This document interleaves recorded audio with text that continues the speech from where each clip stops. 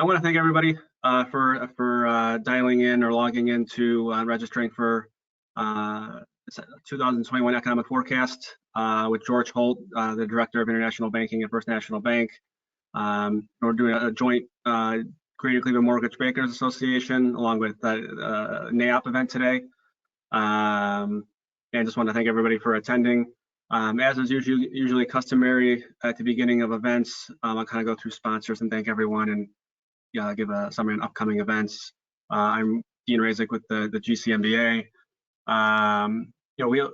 Thanking our sponsors, leadership sponsor First National Bank, corporate sponsors Amrock, Blue Mark Capital, Civista Bank, First National Bank, Huntington Bank, McSteen Land Surveyors, Madison Title, Myers Roman, Friedberg and Lewis, Premier Bank, RSM, Tucker Ellis, US Bank, and Walter Haverfield.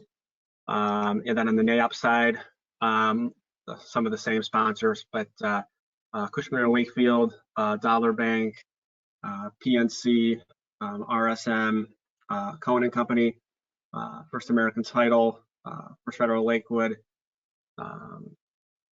Walter Haverfield, Welty, Marcus and Milchap, M. Pandika Development, Onyx Creative, Pride One Corporation, Rycon Construction, Socorro Law, Thompson Hine, Akron Cleveland Association Realtors, and Marsh and McLennan Agency, and ATC Group Services, and then Bellwether Enterprise Real Estate Capital. I caught everybody there.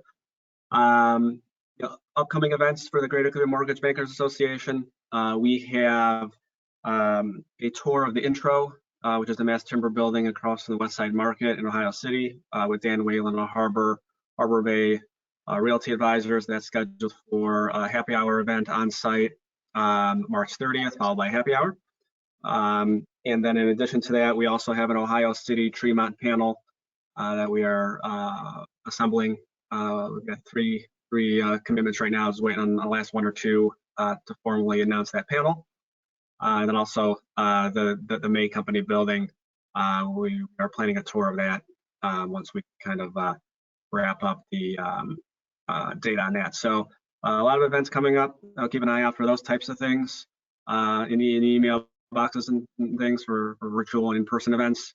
And then I'm going to turn it over to George. This is George's show. I'm just the intro. So George, welcome and thank you for doing this. And your show. And for any questions at the end, I'll get back on and we'll kind of pose those to George chat box when he's all wrapped up. Thanks, everyone. Thanks, Dean. Appreciate that, and thank you all for having me. I know what goes on in the international market may not be within everyone's scope in this presentation, but certainly glad to at least share some information with all of you and give you enough knowledge that when you go to your next cocktail party, whenever we're allowed to do so, or your next alumni reunion, you'll have a little knowledge of what happened in the international world, international trade during 2020. I'm going to break this presentation down into two parts. First, I'm going to talk about a little bit about 2020 in trade and how the impact of everything, all came together, how it impacted trade.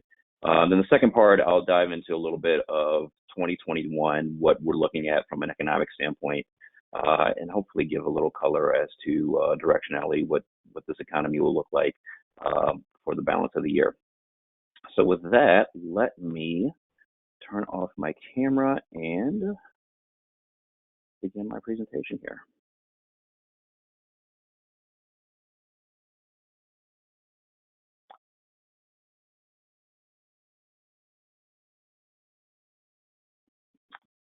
Okay, hopefully everyone can see my cover sheet here. So 2020, certainly unique. No one will ever argue otherwise. We had plenty to talk about for 2020. Obviously, the global pandemic, which still we are battling, but that coupled with ongoing trade disputes, the geopolitical landscape, civil unrest, both locally and globally, as there had been many who were looking to express their displeasure with current regimes or just felt underrepresented and needed to voice their opinion. And as well as, not to belittle, but natural disasters. As I don't know if many of you remember, but 2020 brought the highest number of tropical storms and or hurricanes on a record. So we had a gumbo soup of unprecedented activities for 2020. But I'm going to focus again on what that meant for trade specifically, and what those factors did to disrupt the supply chain. So just first focusing on the global pandemic, and I'll continue to dive a little deeper into each of these topics, but just at a high level, decrease in consumer spending as the global pandemic specifically set in here in the United States. The increased unemployment rate and service sector obviously got affected pretty heavily from the global pandemic. We also saw a changing landscape, and this ties into the global trade wars, the global trade disruptions that we saw, where ideas are the key now. Ideas versus resources, where the global marketplace used to be centered on who could make the product and who had the resources to get the product out. Now the focus is on who has the idea. The idea generation is the key, and the actual building and the making of the stuff isn't as significant. So protecting IP versus actually protecting physical land has become extremely important, and that has tied into what we saw for much of the last 4 years with our negotiations specifically with China, but also with NAFTA 2.0, and a little bit on what happened with what was going on with Brexit. Now, just to touch a little bit on the global trade wars, and just to give a quick update on what we've seen as we closed out 2020 and what we're seeing today. Just NAFTA actually it needed a little brush up, needed a little updating. So it went into effect on July 1st of 2020. And really the central takeaways were that dairy farmers here in the United States gained access to Canada, which is of significance to our dairy farmers here to support their well-being. And it also gave a country of origin and labor rules for automobiles, so increasing the percentage of NAFTA, both service, both labor and parts, up to increasing the percentage up to 75% for autos.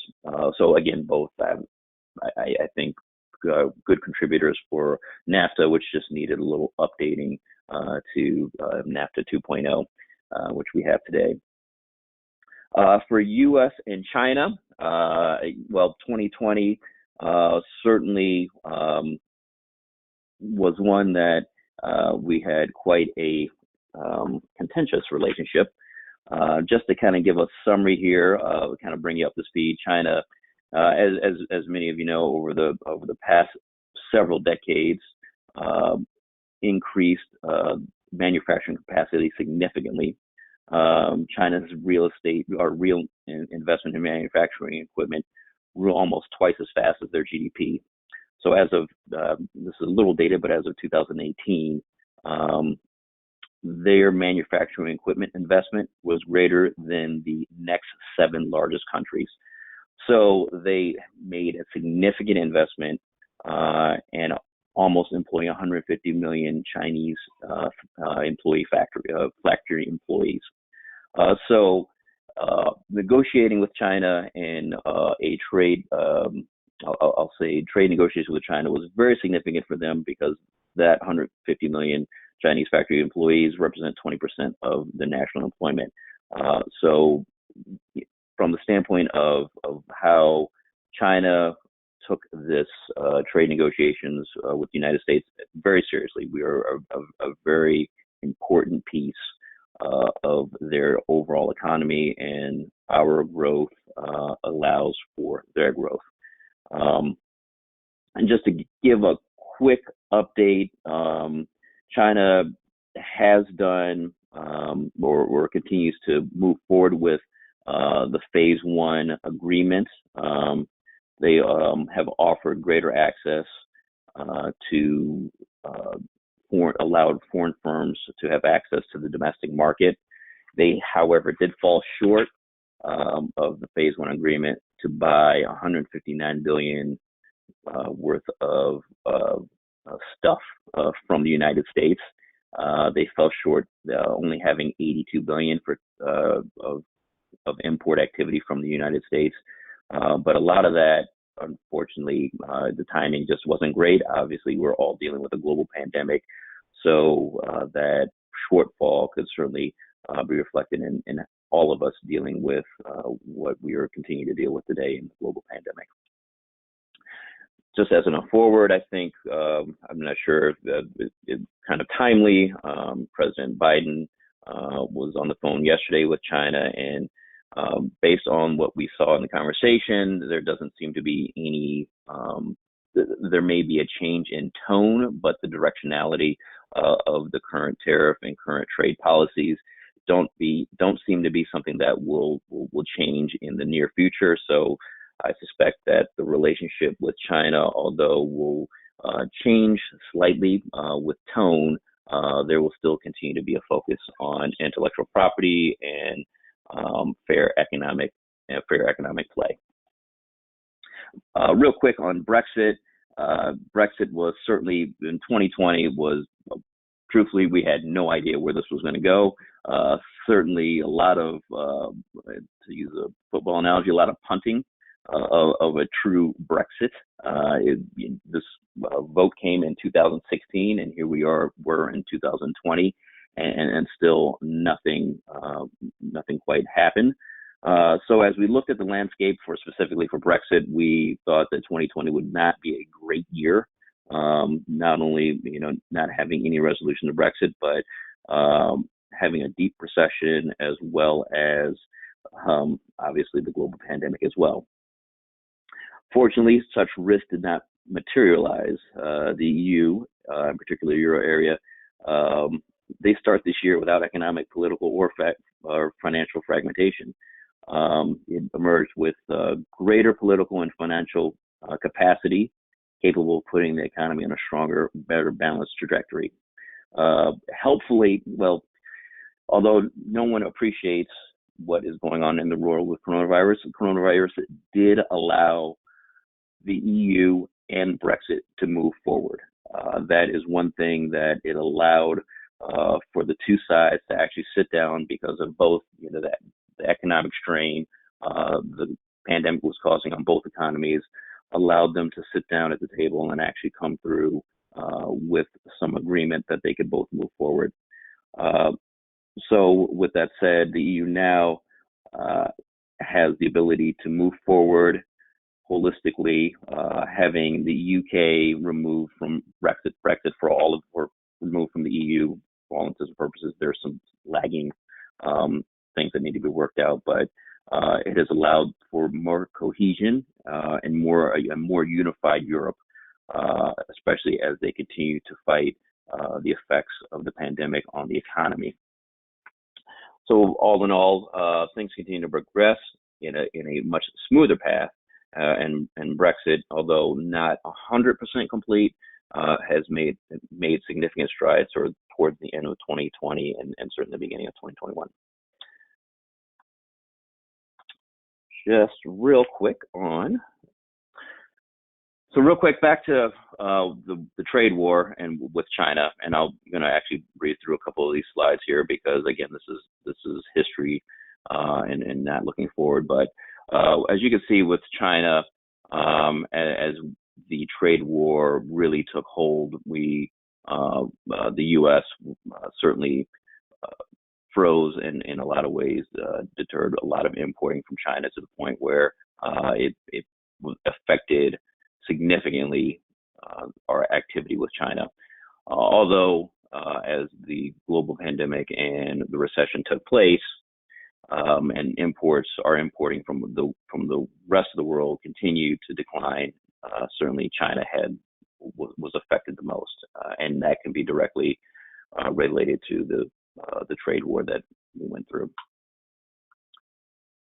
Again, just to highlight kind of more up-to-date data as best we can, but as you can see, the deteriorating amount of trade and of import activity with China versus the rest of the world, where the rest of the world, for the most part, remained somewhat flat.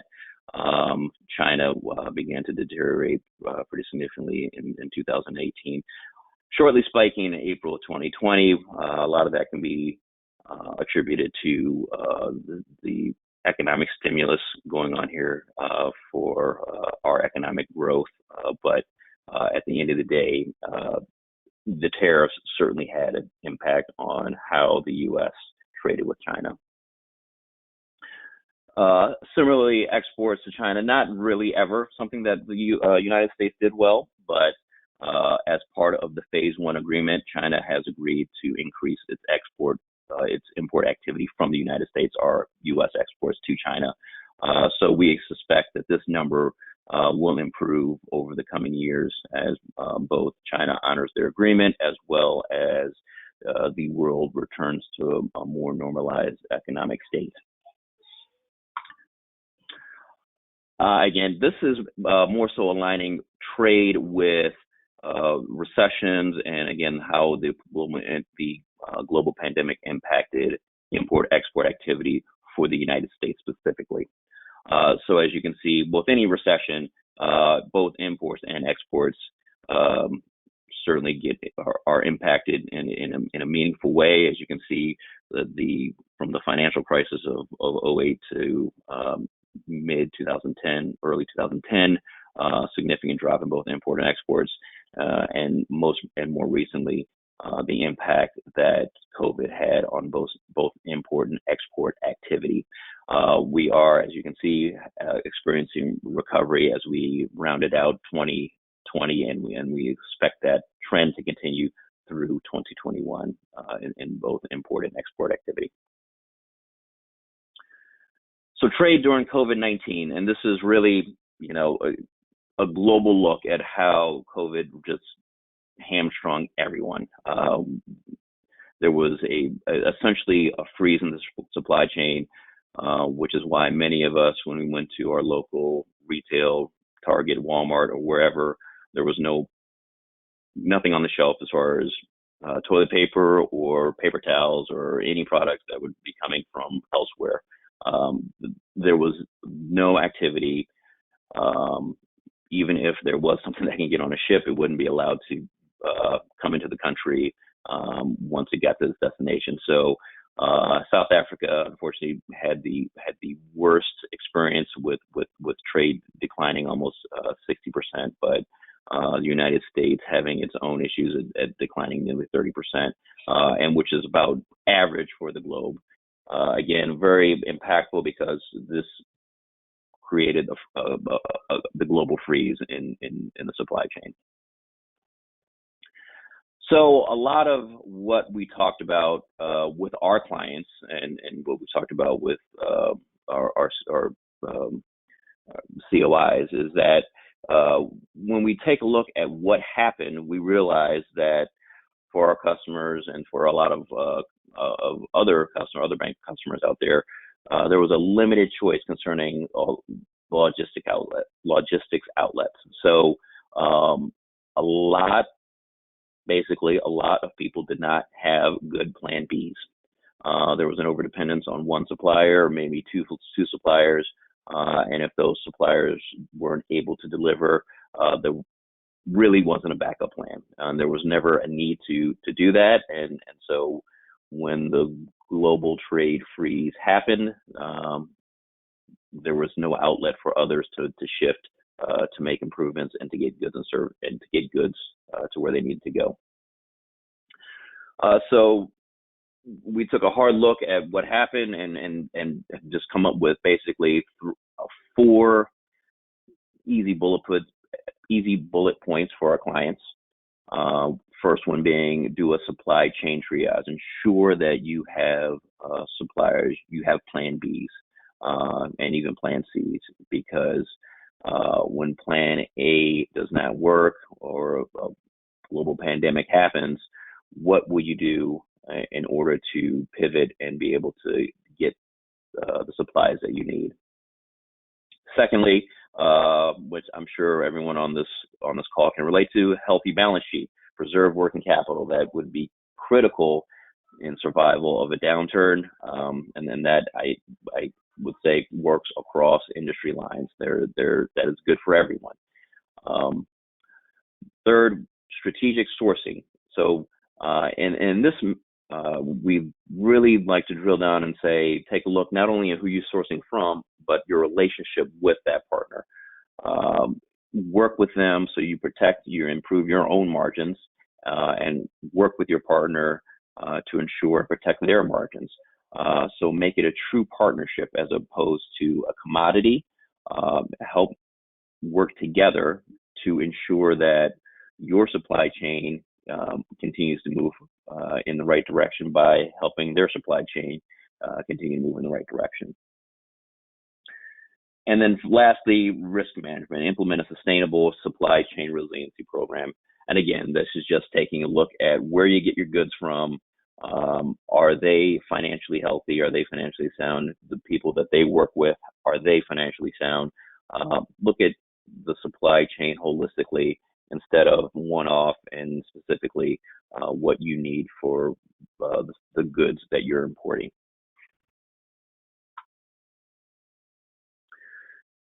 As our customers took a look at their supply chain and realized that there may be too few suppliers that they have available, a lot of them obviously took the opportunity to look and increase their supply chain, their supplier scope, which led a lot of them to look cross-border, which I think is a fantastic thing to do.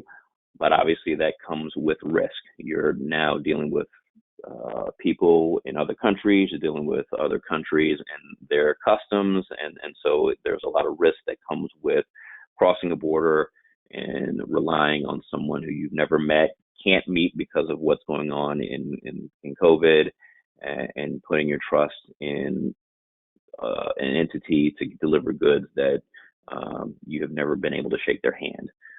So again, we've just pointed out to our customers to do your best you can to be able to KYC, know your customer, find out as much as you can from institutions, their customers, their suppliers, get to know them through other resources. Know the country and the bank that they work with. Is the country someone that has a reputation, and the bank in that country have a reputation of doing what they say? Recognize transaction risks and the trade cycle, because again, when something goes to the dock and gets on the water, how long does that take? How long does it take to clear customs? What is the process? What is the cycle? And more importantly, be aware of terminology and ground rules. Every country operates differently. Every country has different terminology. Every country has a uniqueness that you understand, that you may expect to receive your goods in 15 days, and they may be thinking 150 days. So there's some careful rules to get to know and really understand the new market that you're going into. So as we again talk to our customers, we talk to them about industrial countries versus emerging countries. I'll go through this quickly, but basically if you're going to look towards sourcing to a country that has rules like the United States, that it has a certain set of way to manage those relationships versus going to countries where the rules may vary based on who is running the country, or based on some underground black market type of activity, and you just have to understand the rules again of engagement for if you're dealing with an industrialized country, much like the United States, or you're dealing with an emerging country. where there may be higher political risk, higher erratic exchange rates, higher risk across the board. So to ensure, and I'm sure a lot of you on this call or have dealt with letters of credit, but this has come back in vogue just because of the need to have protections whenever dealing with someone cross-border that you don't know, or you're unaware of, or you just feel like you need some support. We have certainly seen an increase in letter of credit activity just to offer that in-between protection for our customers. And for those that don't know how letter of credit works, it's basically we stand in and help our buyer, our importer, navigate the exporter through their issuing bank. So it will allow a bank-to-bank transaction as opposed to importer-exporter transaction, and inserts us into the process to make sure that goods and services are delivered as documented, and the exporter will not get paid until all parties agree that the transaction went as planned. The other part that we've been discussing with our clients is the reality of foreign exchange. That foreign exchange, currencies move, and currencies move rapidly in a manner that you can find yourself, having a profitable situation one week, and because of currency movement, no longer have a profitable situation. So we've talked to our clients about how currencies fluctuate, especially given how volatile things have been over the last 12 months, and putting in protections from currency risk through managing currencies through various degrees of financial instruments to protect them from risk of currencies moving rapidly. And here are just some of the tools that we implement with our customers in order to allow them to manage their currency risk and do business in another country as if they're in that country as well. So with that, I'm just going to shift gears. That was the overall international perspective, but it all ties together with without economics or currencies and interest rates, and the whole thing doesn't work well together. So just a quick high level of kind of where we are in the globe. So after the global financial crisis, it was commonly argued that countries with high debt would suffer sustained weak growth. But that popular view has given way to the opposite, the idea that debt does not matter. Just so everyone's aware, government debt depends on interest rates, tax revenues, and ability to cut spending. So not only in actual economic, but also perceived well-being is really important when dealing with the country's debt. Political flexibility is really the key, political and monetary policy. So as you can see from the top, Canada, Japan, US, UK, all countries we know and love well. This is a little skewed in that it does not show EU on here as a whole. It's broken out by the different EU members, but if you take the EU as a whole, they would be the European Union would be at the top of this list as well. So at the end of the day, what we're finding is that high debt to GDP levels might not do harm for many reasons. Debt could finance productive capital that boosts future growth. So our debt levels may help when we're building infrastructure, or when we're building or give rise to supporting emergencies such as what we are in right now. So as you can see from this chart here, this is broken down to specifically the U.S., but you can insert any G7 country here, and it would be very similar, where you have at the federal level an amount of debt spending that has increased significantly, and obviously this past 2020 year has seen unprecedented levels of debt issued.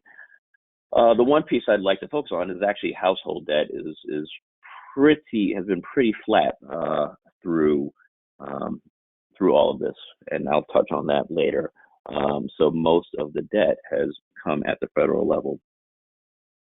And why is this? Because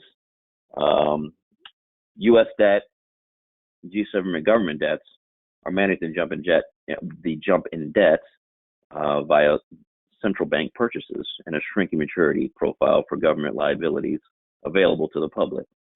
So this behavior suggests that they worry more about rising interest rates than deteriorating debt dynamics. Interest rate sensitive sectors such as housing and consumer durable goods have been important offsets to the pandemic related to which has offset the collapse in the service activity. So as you can see from this chart here, the Federal Reserve balance sheet has increased 1.5 times, so approximately 7 trillion. The steep increase as the Federal Reserve continues to purchase short-term notes offered from the U.S. government.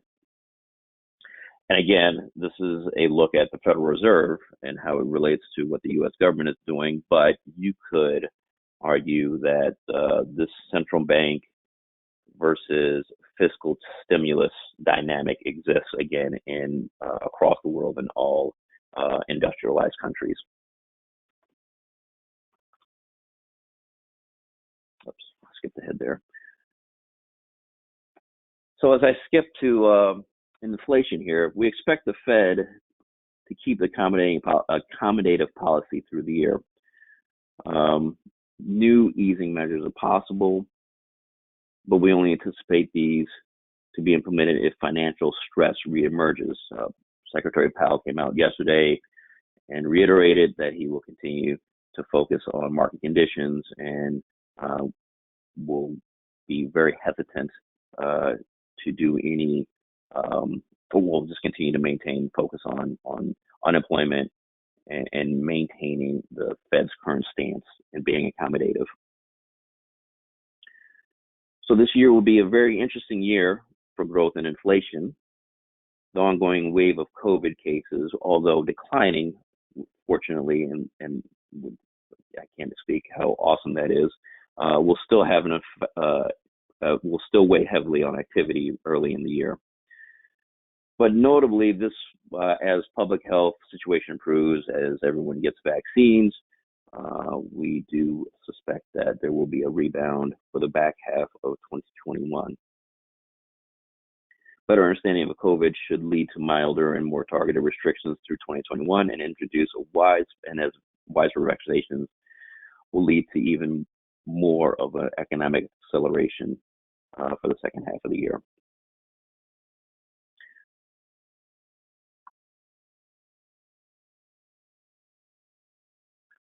So as you can see, for most of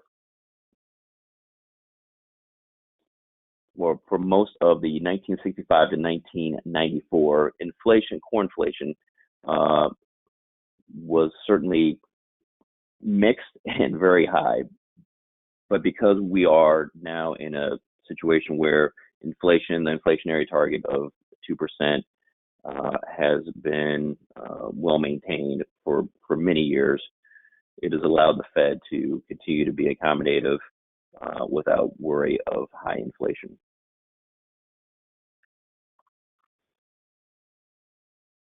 So this is a chart that I will certainly resonate with everyone online here, and certainly I believe will gives us a good feeling. So as industrial production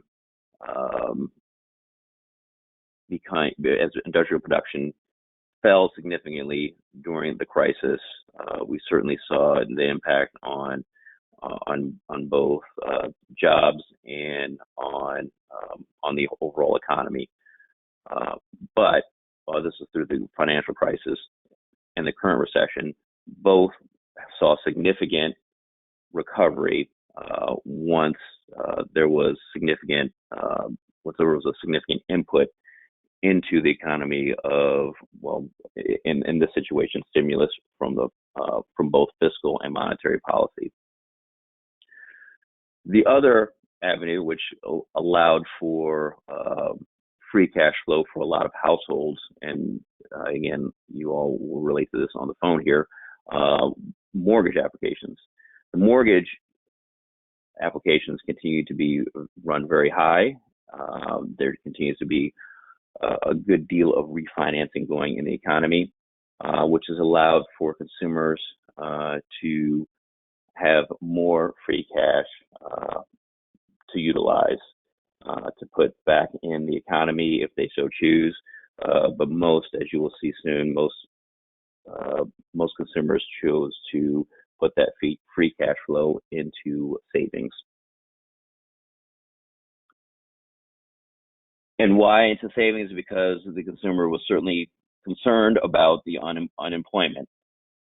And unemployment, unfortunately, continues to be very high, which is why the Fed is cognizant of what's going on with the economic data on regards to unemployment. And as one can imagine, during all of this, again, the professional and service sectors were hit the hardest. So as we continue to improve economically, and the vaccinations and the world continues to normalize, the big question remains, will these specific jobs be able to return to the economy? I don't have an answer for that, but that is that is what we are watching for. As you can see from on the shot on the right with the unemployment rate, initially with the pandemic kicking into high gear, we reached close to 15% unemployment as we battled as many people had no idea what was going on. If you guys can remember, through late spring and early summer, there was still a lot of confusion about the pandemic, and it certainly had a significant impact on employment. But since that time, as greater knowledge of the pandemic, as well as a better ability to prohibit significant spread of the pandemic, many people have been able to return to work, and the unemployment rate has been able to stabilize. Also helping with this is the support from fiscal policy and allowing many businesses to participate in the PPP program to support payroll and employment.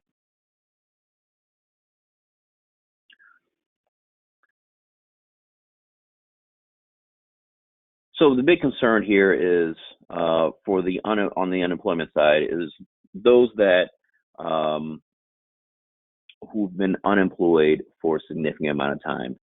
And the concern here, and why that is a concern, because those people tend to not return to work. So this is a chart showing those that have been employed for 6 months or more. And as you can see from the financial crisis, that number was quite high, eventually coming down, obviously over the 10-year period, but spiking with the pandemic. And so again, this is a number that the Fed watches, because a lot of these members belong in the service side of the economy, which represents a good portion of our economy. So will the service sector come back? And when the service sector does come back, will these employees return to work? Again, this is just a show of the labor force participation rate. And as you can see, we, before pre-pandemic, we were at a very, very low rate, having a large number of participants. But again, with the pandemic, that participation rate has declined with more and more people choosing or not having the ability to participate and sitting out. And so we would like to see those numbers return to pre-pandemic levels. And I think until then, we will see a continuation of accommodation from the Federal Reserve. through this, those that have remained employed have surprisingly not seen a significant decrease in income. So this is just a breakdown of compensation of the U.S. marketplace, U.S. personal income. And there certainly was a decline in personal income, but not to the extent that many expected. And so many households who were able to remain employed were able to maintain the income that they were able to maintain before pre-pandemic. You can also see within that the government stimulus of the tax payments and benefits that were able to fill the gap for many who were unemployed, and the increase in government benefits significantly provided a gap for those that were no longer participating in the labor force. Many of those obviously are now coming to an end. So, and unfortunately, I don't have the data post summer, but I suspect that you would see that government benefits, unemployment benefits, would be a significantly smaller portion of each bar chart.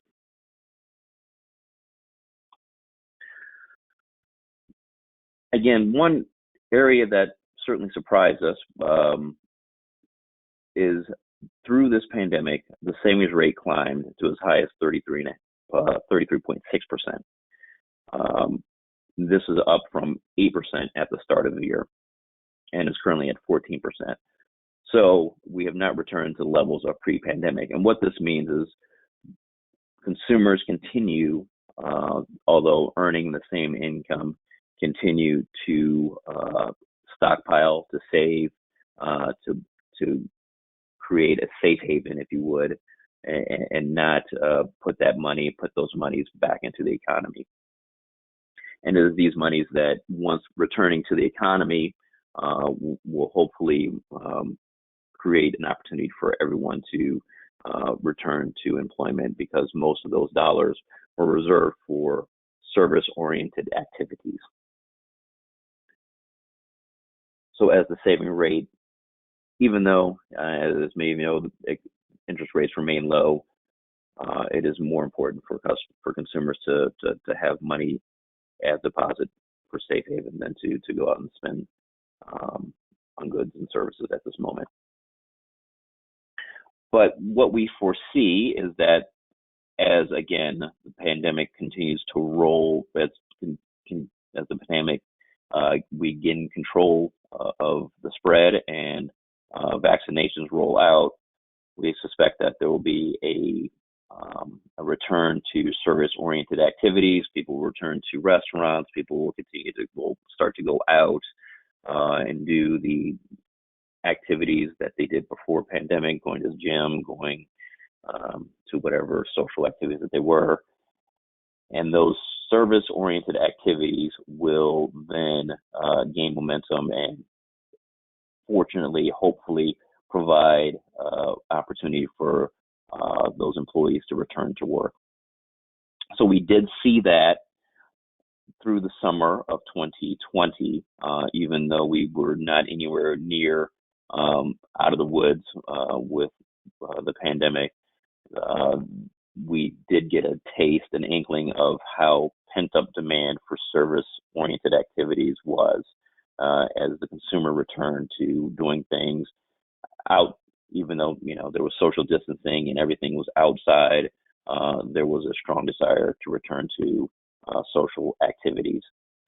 We suspect that once again this summer, especially as vaccinations continue to roll out, that the pent-up demand for these activities will come back strongfold, and the monies that were reserved for saving or for purchasing goods through your online distributors will now go back to restaurants and go back to your local places where many people did most of their social activities.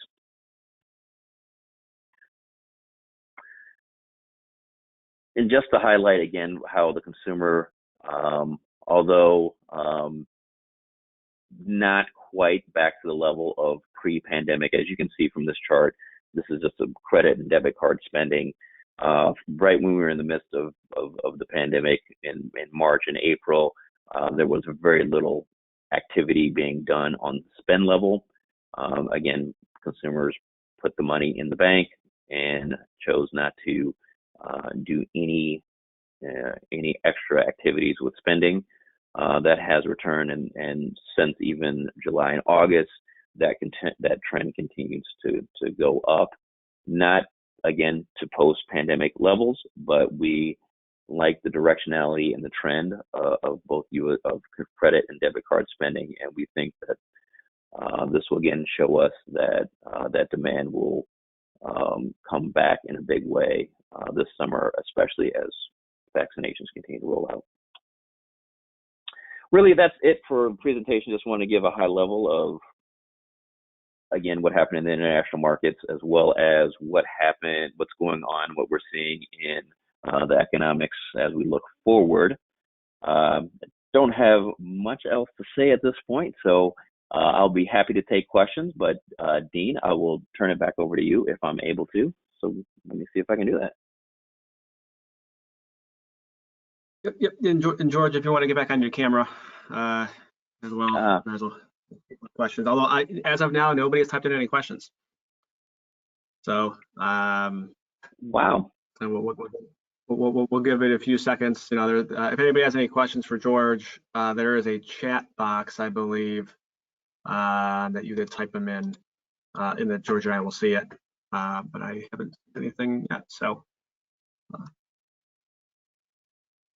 Give people a minute or two, and if not, you know, we'll wrap up and we could get back to their day.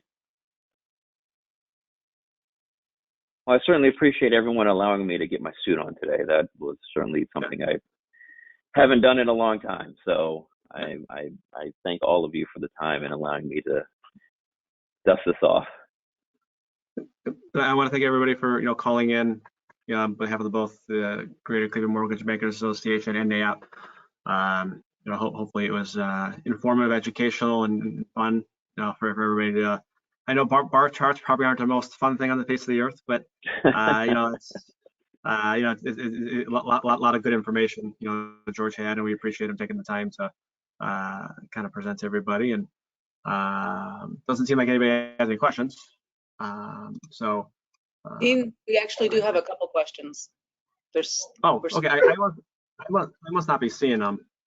Oh, you know what? I think I clicked in the wrong spot, so that is my fault. Maureen, do you want to read them off? Might as well read them off to George. Well, we have one question of how do we see all of this affecting Northeastern Ohio specifically?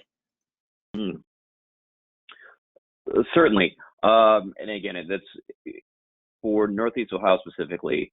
I suspect that the service industry will be the most impacted when we return to a more normalized when we return to a more normalized economy. So locally, the restaurants that you go to, one of my favorites is GG's on Fairmount. That's a little plug there. Great location and certainly impacted, but your local restaurants, your local pubs will be the most significantly impacted group when we return, because there are a lot of employees. When you start to add them all up, a lot of employees have been displaced from those organizations, and quite truthfully, a lot of dollars have been sitting on the sidelines waiting to go back to those locations to enjoy the socialization. So I think as we look at Northeast Ohio specifically, I think there will be a great amount of money spent on the service sector, and which will then in turn bring back a lot of the service sector employees to support that demand. I also think hopefully it'll benefit the tribe. I think everybody wants to go outside and see some baseball and enjoy watching baseball outside live. So I can certainly see it affecting a lot of leisure activities. then we have one final question asking if you can give a prediction on interest rates.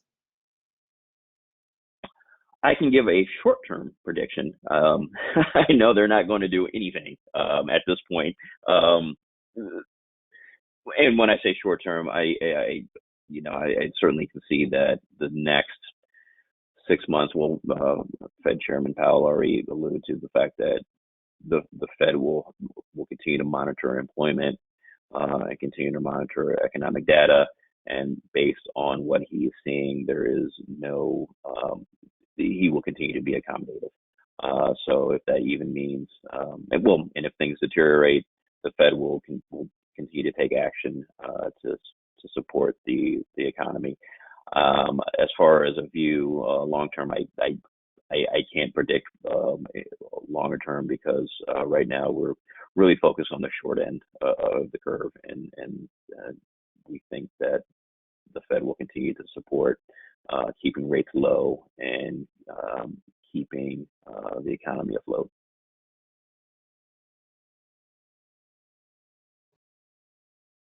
So I think that was all for questions that were submitted. So I want to once again thank George again for joining us today and giving us a lot of good information. And thanks everybody for joining on attendance, and keep a lookout for future events. Thanks everyone.